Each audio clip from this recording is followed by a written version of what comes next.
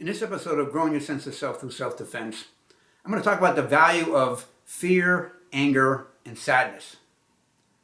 Now, these are three of our four core emotions. Just like there's three primary colors from which all other colors can be created, there are four core primary emotions from which all other emotions are created based on mixtures and intensities. The fourth one being happiness. So it's often looked at sadness, fear, and anger as negative emotions or bad emotions, but there's no such thing as bad or negative emotions. That's a misunderstanding of what emotions are. Both or all four of these emotions, they revolve around the getting our needs met. There's a evolutionary benefit to be able to have these emotions. And because they relate to having our needs met. So we're happy, we derive happiness when our needs for survival or thriving are met or satisfied. So if we're especially hungry and we smell some food that we find delicious, there's this happiness that sort of sweeps over us. If we're already full and we smell the same food, the happiness really isn't there because it's not really needed to get our needs met at that time. So our needs for food and drink and security and some place to stay, because we're social animals, for camaraderie, for friendship, for community, and as humans for self-love, self-esteem. These are all needs. When we're getting them met, we find joy in them, or find joy in that act of getting them met.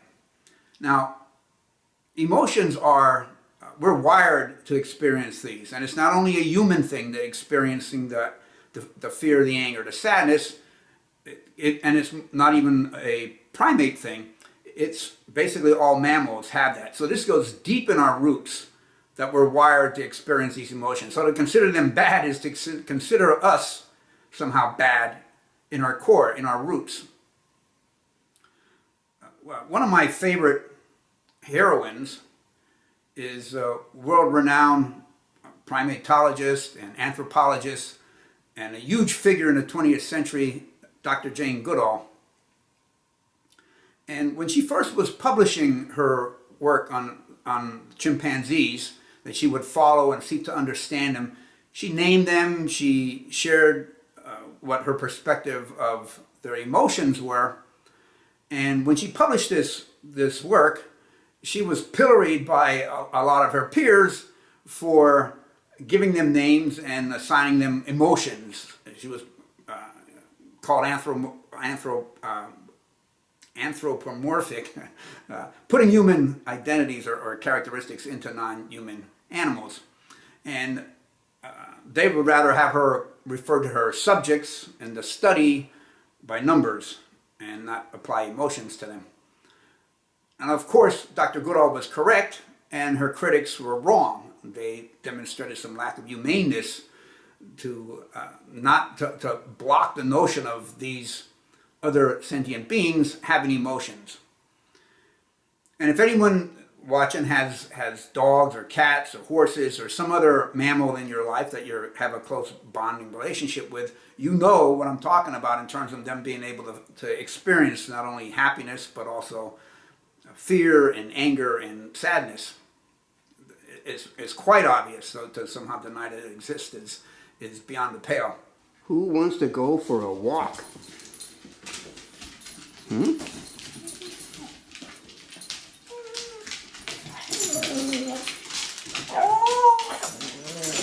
Who wants to go for a walk?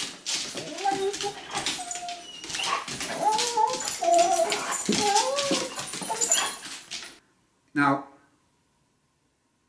all of these emotions revolve around these, I mentioned, getting needs met. So happiness is getting them satisfied, and there's a benefit for that, right? There's a motivation. If you say, I never feel like eating, you find no joy in it, then the likelihood is that person doesn't survive so long, their gene pool doesn't propagate. So you lose an evolutionary benefit by not having that desire there. So that's part of us. Hey, if you're motivated to get your needs met, you find joy in getting your needs, that's a great motivator. It's a physiological motivator. that's good for the individual, which is good for propagating the genes, which is good for propagating the species. Now, what the three other emotions, the fear, the anger, and the sadness, those come around on the different aspects of the needs, maybe not being met, maybe being lost. So fear, I talked about this in episode C6, where fear is our instinctual wiring. These are instincts, not just emotions. They're also instinctual. They go back, like I say, to our mammal roots. Fear is it's a perception that the good for the individual, for the of getting their need met, is at jeopardy. They may lose what is good, or be able to get that, or may be lessened. And when they see that risk there's a fear that comes because it's not what one wants. In order to live or thrive, you need to have that need met, and there's a risk of it not being met or being lessened. So if somebody's coming at you and they look enraged and they've got a weapon, a knife or something, and they're big and they seem aggressive, you have fear likelihood.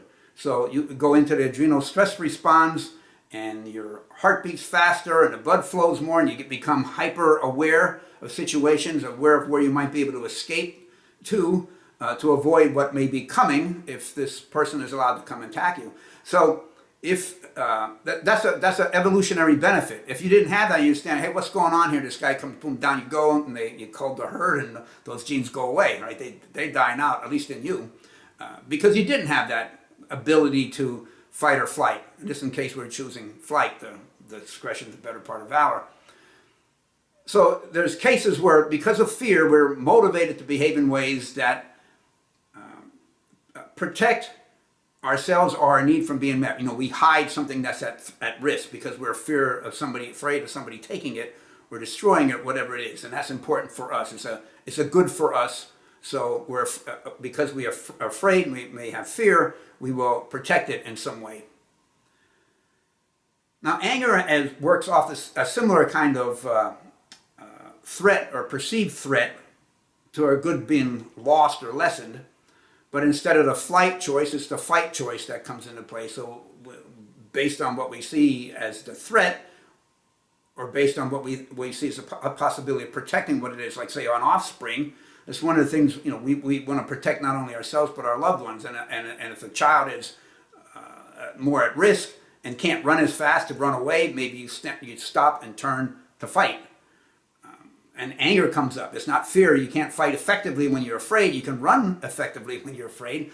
You're able to do more things the way the blood's flowing and your muscles are working, and you can go quicker. Now you become maybe enraged and fight stronger than you would without the adrenal stress response going on. So that there's an anger that boils up in it, and it comes out in physicality, increased physicality. So there's a benefit to having anger be a response to something that is a threat, but where flight may not be a possibility. Sadness is also a response related to the good, but in this case it's the good having been lost or lessened, and now fighting or flighting is too late. The loss has incurred, and what the sadness allows us to do is just a cleansing. It's the body being able to cleanse, to mourn for what was lost or lessened. It may not have been completely lost, but you had an arm cut off, and you didn't die, or a loved one had something serious happen, but they survive, but in a diminished state. And there's a sadness about where they are at now, or what your good was that is not now as good. So there's a lessening as opposed to complete loss of. And that's what sadness is, our wired response to that. It enables us to cleanse. If we cared about nothing, then we wouldn't have sadness and fear and anger.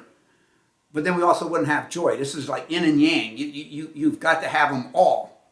So a person with a strong sense of self is comfortable with that. They're comfortable being sad. They're comfortable being angry. They're comfortable being afraid when the situation arises that those are what we're wired to respond to. So to see them as bad or negative is self-limiting. Now what happens is we don't only do these for our needs and getting our needs met, we also have our likes. So we do something like we find a team that we, is our school team or our local team that we're in the city that we live, and we root for that team.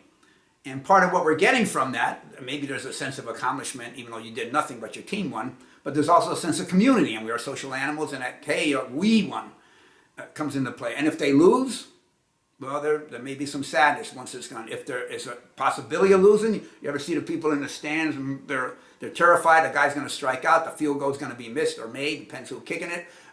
There's this fear that may be there, and you can't really do too much about it, so there's no notion of fighting. There's a lot of notion of we're back at you, the cheering or whatever that may be going on. May not be anger, there might be fights in the stands when there's a person from a different team there. But the point of it is, these emotions can come out not only about our needs, but also about our wants. And sometimes we can get in trouble. So you can see the connection between the negative connotation, something that we don't want to have happen, losing a need or a want or having them be diminished. That is a negative connotation when we lose one of those things, or it's reduced. But it's not the emotion that's the negative connotation. It's the emotion comes with as a way of helping the body deal with either protecting from being lost or from being or lessened, or mourning when it is. The emotions are not bad things. In fact, they are healing things. They are protective things. They provide evolutionary benefits. So they're good things, not bad things. The connotation, yeah, all right, I don't want to lose these things. That may be a negative, but not the emotions that's there to protect them or to protect you in the case that those were lost. Thank you for your time. Till next time, kamsahamnida. Toodles.